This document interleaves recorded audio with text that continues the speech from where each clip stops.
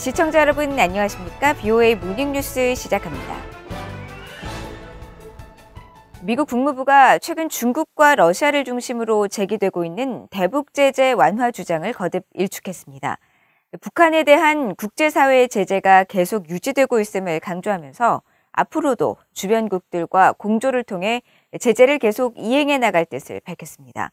첫 소식 함지하 기자가 보도합니다. 미국 국무부 대변인실관 기자는 7일 일부 국가들이 대북 제재 완화 주장을 펴고 있는 데 대한 입장을 묻는 BOA의 질문에 북한에 대한 유엔 제재는 계속 유지되고 있다고 말했습니다. 앞서 러시아 인테르팍스 통신이 지난 4일 소식통을 인용해 유엔 안보리에서 신종 코로나 바이러스 등으로 어려운 북한의 상황을 고려해 대북 제재 완화 논의가 이루어지고 있으며 미국의 반대로 진전이 없는 상태라고 보도했는데 이에 대해 국무부는 대북 제재 완화 주장을 거듭 일축한 겁니다. 국무부 관계자는 그러면서 우리는 유엔에서의 외교와 북한 이웃 국가들과의 외교를 포함해 계속 대북 제재를 이행해 나갈 것이라고 밝혀 관계국들과의 공조를 통한 제재 이행을 강조했습니다. 최근 중국과 러시아 등 일부 국가들은 북한의 인도주의 위기를 거론하면서 대북 제재 완화 주장을 이어가고 있습니다. 중국 외교부의 왕원빈 대변인은 6일 정례 브리핑에서 안보리 결의의 가역 조항을 발동해 민생과 관련된 영역에서의 제재 규정에 필요한 조정을 하자는 것이 중국의 일관된 입장이라며 제재 완화가 북한 민생에 도움이 되고 한반도 문제의 정치적 해결에도 동력을 불어넣을 것이라고 주장했습니다. 한국 정부도 대북 제재 완화와 남북 교류 협력 확대 입장을 지속적으로 시사하고 있는 가운데 이인영 통일부 장관은 지난달 31일 제재 아래서도 북한 주민의 인도적 어려움을 하루빨리 해소하자는 것이 이제는 국제적 상식이자 중론이라고 주장했습니다. 그러면서 때로는 인도적 협력을 추진하기 위해 제재 문제에 더 과감하고 유연한 입장을 바탕으로 포괄적인 인도주의 협력의 길을 모색할 필요가 있다고 말했습니다. 한국통일부 이종주 대변인도 지난 6일 정례 브리핑에서 유엔 안전보장이사회의 대북 제재 결의를 존중한다면서도 한국 정부는 제재 유연화를 모색할 필요가 있다는 입장을 일관되게 밝혀왔다고 말했습니다. 국무부는 그러나 지난 1일 대북 제재 완화 주장에 대해 국제사회 일각에서 북한의 인도주의적 상황을 제재 탓으로 돌리고 있다면서 이는 북한의 악의적인 행동과 자국민의 고통에 대한 책임으로부터 관심을 돌리려는 호도 전술이라고 강하게 비판했습니다. 또 현행 대북 제재는 인도적 지원 노력을 훼손하지 않는다는 기존 입장을 거듭 강조하고 미국 정부는 북한 주민들에게 피해를 주지 않는 방식으로 행동하기 위해 노력 중이며 북한이 이를 수용하기를 희망하면서 중요한 인도적 지원을 목표로 하는 국제적 노력을 계속 지지하고 있다고 강조했습니다. BOA 뉴스 함지하입니다. 미국 정부에 의해 테러 지원국으로 지정된 북한이 지난해 미국 정부의 제재 조치로 3천만 달러 이상의 자산이 동결된 것으로 나타났습니다.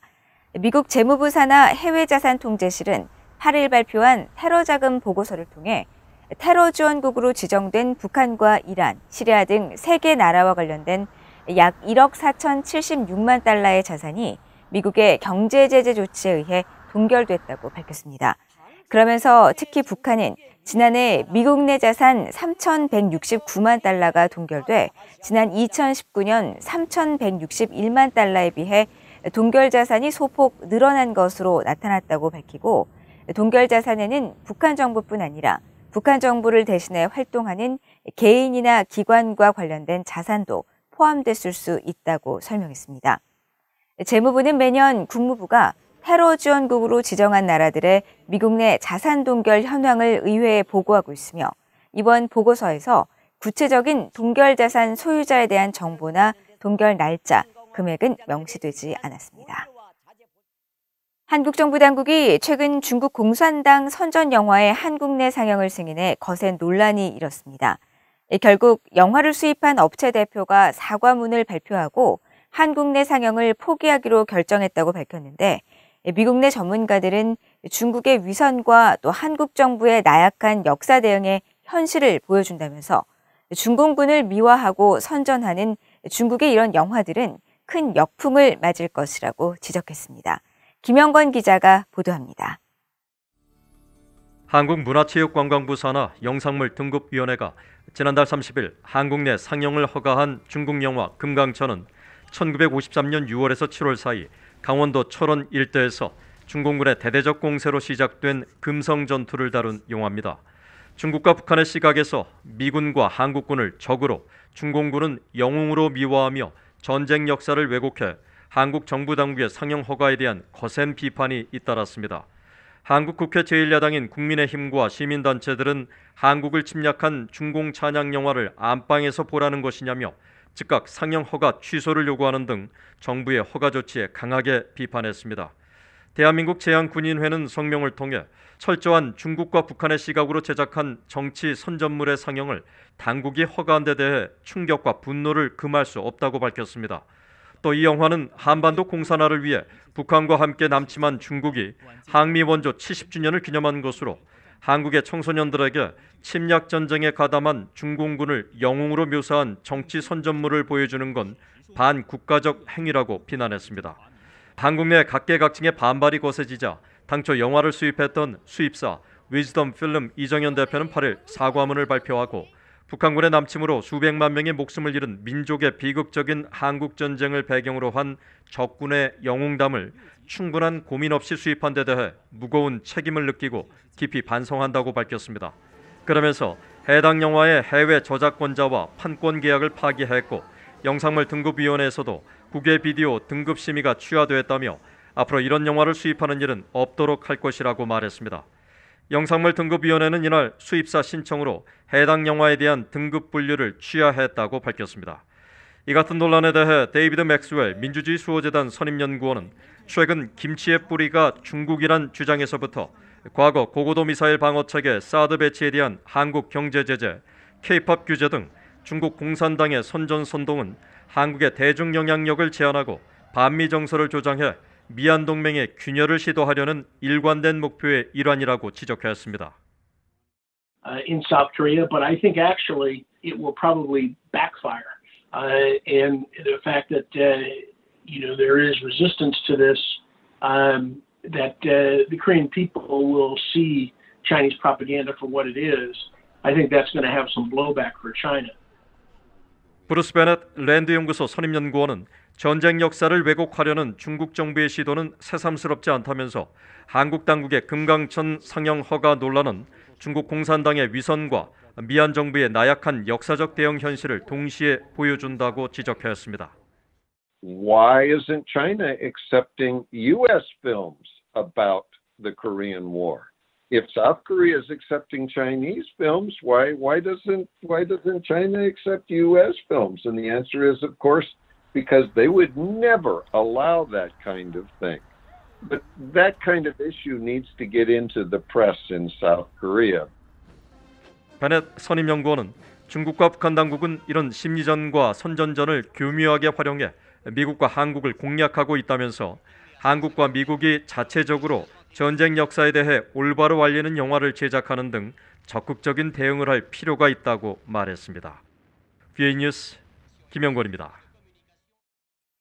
다음 주에 중국 왕이 외교부장이 동남아 3개국과 한국을 방문합니다.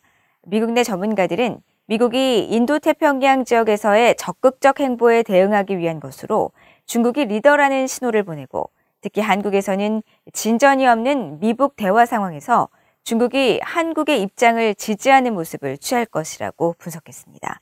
김영교 기자가 전해드립니다. 중국 외교부는 왕이 외교부장이 오는 10일부터 15일까지 베트남과 캄보디아, 싱가포르 그리고 한국을 방문할 예정이라고 밝혔습니다. 한국 외교부도 왕이 부장이 한국의 초청으로 오는 14일 방한한다면서 한중 수교 30주년을 앞둔 시점에서 양국 간 고위급 소통을 강화하고 미래 지향적인 양국 관계와 상호 실질 협력 및 우호 정서 증진을 모색하는 중요한 계기가 될 것이라고 밝혔습니다. 이와 관련해 에반스 리비어 전 국무부 동아태 담당 수석 부차관보는 왕이 부장의 이번 순방은 미국과 중국의 외교적, 전략적 줄다리기의 사례라고 지적했습니다. 또 왕이 부장은 한국 방문을 통해 미북 대화가 진전이 없는 상황에서 중국이 한국의 입장을 지지하는 모습을 취할 것이라고 분석했습니다. Beijing, which is obviously an ally and a partner of North Korea and which supports the North Korean position, is also trying to keep its avenues open to Seoul, trying to demonstrate, if it can, to South Korea that it is trying to be supportive of South Korea's position, even though at the end of the day, Beijing is going to be a lot more supportive of the North Korean position than it ever is going to be of the South Korean position. 스콧 스나이더 미국 외교협회 미한 정책국장은 지난 5월 미한 정상회담 후 중국의 외교적 응답은 사실상 없었다면서 한국은 왕이 외교부장을 초청해 미북 대화 재개를 위한 방안 등을 논의할 것이라면서도 신중한 입장을 취할 것으로 분석했습니다. Because the objective of South Korean diplomacy really is focused on restoring U.S.-North Korea dialogue, and in the context of U.S.-China rising tensions, I think that the South Koreans would be cautious about the idea that China would be positioned to contribute to the improvement of the U.S.-North Korea relationship. The South Koreans may view messages that come through China as less likely to be influential or to be well heard by the United States. 미국 브루킹스 연구소의 패트리샤 김 연구원은 왕이 부장의 이번 순방은 지난 몇 달간 바이든 행정부가 인도태평양 지역의 동맹 및 협력국과의 관계 강화에 많은 노력을 기울인 데 대한 중국의 움직임이라고 진단했습니다. 그러면서 중국은 4개국과의 관계 강화와 영내 경제 외교에서 지도자적 역할 신호를 보내면서 남중국해에서 미국의 간섭으로 여겨지는 행위들에 대응을 하겠다는 의지를 보일 것이라고 지적했습니다. 전문가들은 미중 경쟁이 격화하고 있는 상황에서 미국은 동남아와 한국을 순방하는 왕이 외교부장이 어떤 메시지를 내놓을지 관심 있게 지켜볼 것이라고 말했습니다. VOA 뉴스 김현교입니다. 한미동맹재단이 미국 워싱턴 DC 한국전 참전용사 기념공원에 건립하는 전사자 추모의 벽 건립 사업에 34만 달러를 모금해 한국전 참전용사 추모재단 측에 전달했습니다. 7일 워싱턴 한국전 참전용사 기념공원에서 열린 모금 전달 행사에서 한국 합참의장을 지냈던 정승조 한미동맹재단 회장은 한미연합사령관을 지낸 존 틸러리 추모재단 이사장에게 모금을 전했습니다.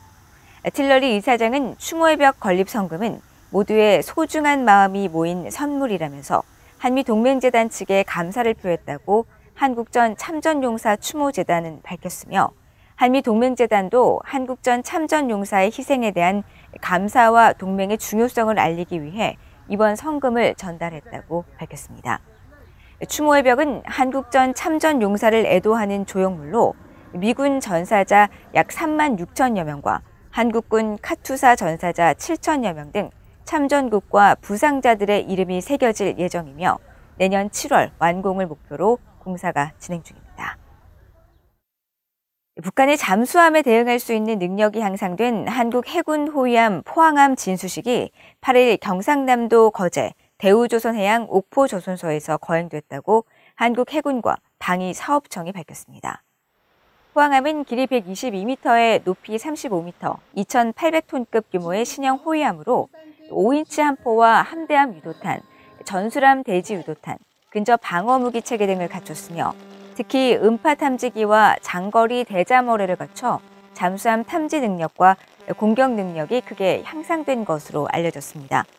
포항함은 1986년 동해 북방 한계선을 넘어 남하했던 북한의 무장 선박을 추적해 격침시켰던 전력이 있으며 지난 2009년 퇴역 후 12년 만에 부활하게 됐다고 한국 해군은 설명했습니다.